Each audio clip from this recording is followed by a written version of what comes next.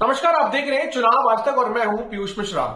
2024 लोकसभा चुनाव के लिए भारतीय जनता पार्टी ने अपने उम्मीदवारों की दूसरी सूची भी जारी कर दी है। इस सूची में लगभग 72 उम्मीदवारों के नामों का ऐलान किया गया है। इससे पहले जारी की गई लिस्ट में बीजेपी ने लगभग 195 उम्मीदवारों के नामों का ऐलान किया था। उसमें पीएम नरेंद्र मोदी के अलावा गृह मंत्री अमित शाह, केंद्रीय मंत्री स्मृति ईरानी, रक्षा मंत्री राजनाथ सिंह और कई बड़े कद्दावर नेताओं के नामों का ऐलान किया गया था।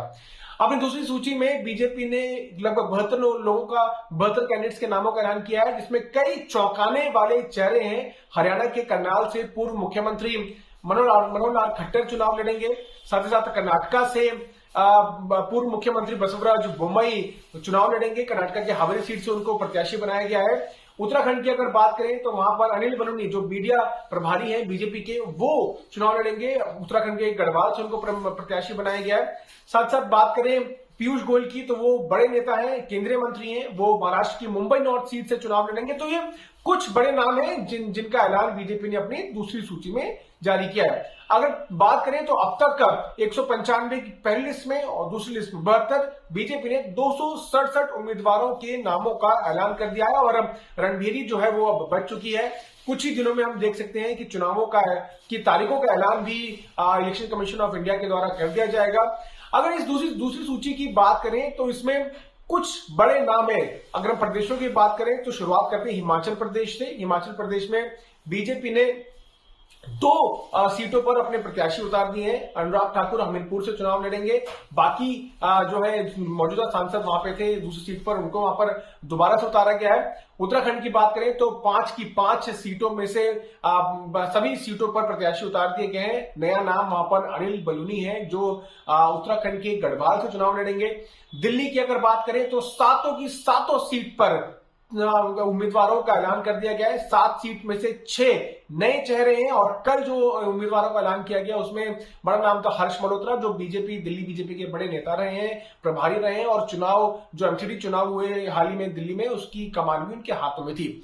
दिल्ली के बाद हरियाणा की बात करें तो हरियाणा में 10 लोकसभा सीट में से 6 लोकसभा सीटों के प्रत्याशियों के नामों का ऐलान कर दिया गया है। सुनीता दुग्गल जो बड़ी नेता है, उनका टिकट काटा गया है। साथ ही साथ मनोहर लाल खट्टर को करनाल से प्रत्याशी बनाया गया है। वहां पर मौजूदा सांसद संजय भाटिया, उनका टिकट काटा गया है। इसके बाद अगर हम बात करें महाराष्ट्र की 48 सीटों में से 20 सीटों का ऐलान जो है बीजेपी ने कर दिया है। 20 सीटों पर अपने उम्मीदवार बीजेपी ने उतार दिया है। इसमें नया नाम निकल के आया, वो नागपुर से केंद्रीय मंत्री नितिन गडकरी और साथ ही साथ पीयूष गोयल मुंबई नॉर्थ सीट से चुनाव लड़ेंगे। नितिन गडकरी के जो नाम का ऐलान हुआ, इससे पहले हमने देखा कि कैसे कंट्रोवर्सी भी हुई थी जब उनका नाम पहली लिस्ट में आया। तो उस वक्त उद्धव ठाकरे ने ये कहा कि नितिन गडकरी को कहीं ना कहीं नीचा दिखाने के लिए बीजेपी ने ऐसा काम किया है और उस वक्त महाविकास आघाड़ी ने नितिन गडकरी को ऑफर भी दिया था कि वो बीजेपी का दामन छोड़कर महाविकास आघाड़ी के साथ में आ जाए। लेकिन उसके बाद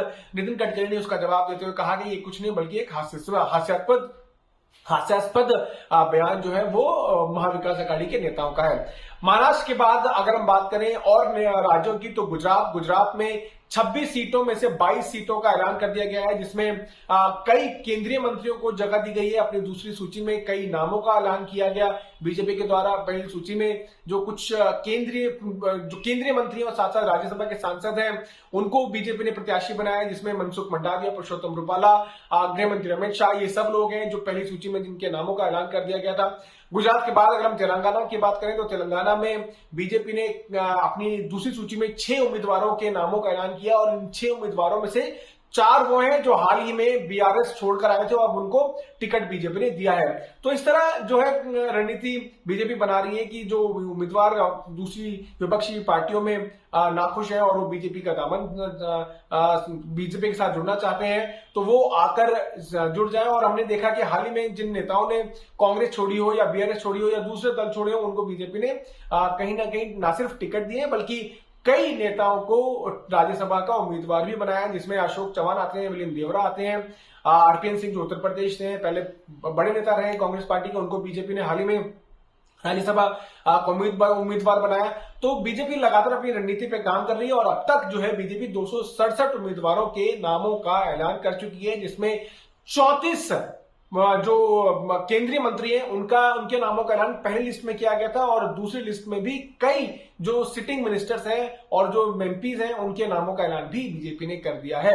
आगे आने वाले दिनों में हम देख सकते हैं बीजेपी फिर से एक बैठक करे और बाकी जो सीटें हैं उनको लेकर भी उम्मीदवारों का चयन बीजेपी करे और उसके बाद उसके जब ये बैठक होगी उसके 2 दिन के बाद हम देख सकते हैं बीजेपी की लिस्ट, तीसरी लिस्ट भी जारी हो सकती है। ये जो दूसरी लिस्ट जारी हुई है, इस दूसरी लिस्ट के जारी होने से पहले बीजेपी ने कई कोर ग्रुप बैठकें की, चाहे वो तेलंगाना की बात करें, कर्नाटक की बात करें, महाराष्ट्र की बात करें, बिहार की बात करें, साथ ही साथ दिल्ली, हरियाणा, हिमाचल प्रदेश, उत्तराखंड, इन सभी राज्यों को लेकर एक मंथन हुआ। कई दौरों की बैठक हुई और इन बैठकों के बाद ही बीजेपी ने अपनी केंद्रीय चुनाव समिति में उन बैठकों में हुई चर्चाओं को रखा और केंद्रीय चुनाव समिति में उन बैठकों में जो नाम निकल के सामने आए थे उन पर मुहर लगाई और कल देर शाम बीजेपी ने अपनी दूसरी सूची जारी कर दी जिसमें 72 उम्मीदवारों के नाम थे। अब देखना यह होगा कि बाकी जो सीट्स बची हैं उस पर बीजेपी किस तरह से आगे बढ़ती है। पेच जरूर महाराष्ट्र और बिहार में फंसा हुआ है क्योंकि बिहार में बीजेपी 17 सीटों पर लगभग अपने प्रत्याशी उतारने की पूरी कवायद में है। साथ ही साथ कुछ दलों से बातचीत भी चल रही है। चिराग पासवान से कल ही बैठक हुई, उसमें जो चिराग पासवान को 5 सीटें देने का फॉर्मूला लगभग तय हो गया है। पशुपति पारस जो चिराग पासवान के चाचा हैं, अगर उनकी बात करें तो उनको या तो बीजेपी गवर्नर कहीं किसी प्रदेश का बना सकती है या फिर राज्यसभा का टिकट दे सकती है। और उसके अलावा जो बाकी एनडीए के दल हैं, चाहे वो मांझी का दल हो, जितना मांझी की पार्टी हम हो, साथ साथ उपेंद्र कुशवाहा हो और जेडीयू हो, इनको कितनी सीटें दी जाएंगी इसको लेकर कुछ दिनों में तस्वीर और साफ हो सकती है। महाराष्ट्र की बात करें तो अभी तक 48 में से 20 सीटों पर बीजेपी अपने उम्मीदवारों के नामों का ऐलान कर चुकी है। बीजेपी की कोशिश है कि कम से कम नहीं तो 25 सीट और ज्यादा से ज्यादा 30 सीटों पर महाराष्ट्र में चुनाव लड़ा जाए और उसके बाद अगर 30 सीटों तक बीजेपी अपने उम्मीदवार उतारती है तो 18 सीटों पर एकनाथ शिंदे की पार्टी और अजित पवार की पार्टी को कितनी सीटें देनी है उसको लेकर भी बैठकों का दौर आगे आने वाले समय में देखा जा सकता है और उसके बाद सीटों का ऐलान हो सकता है। तो पहली लिस्ट और दूसरी लिस्ट, दोनों लिस्ट को मिलाकर बीजेपी अब तक 267 उम्मीदवारों के नामों का ऐलान कर चुकी है। कई नए नाम इसमें हैं, चाहे अनिल बलूनी की बात करें, कई केंद्रीय मंत्री जो राज्यसभा सांसद हैं जैसे पीयूष गोयल, पुरुषोत्तम रूपाला, मनसुख मंडाविया और कई ऐसे नाम हैं जो इस बार चुनाव लड़ रहे हैं। राजीव चंद्रशेखर केरल से चुनाव लड़ रहे हैं, वी मुरलीधरन जो राज्यसभा सांसद है वो भी केरल से चुनाव लड़ रहे हैं। तो ये दिखा रहा है कि कैसे बीजेपी अपनी रणनीति में आगे बढ़ती हुई दिख रही है और आगे वाले समय में और बैठकों का दौर होगा जिसमें बाकी सीटों पर भी उम्मीदवारों के नामों का ऐलान बीजेपी जल्द करेगी। दिल्ली से मैं पीयूष मिश्रा, आज तक के लिए।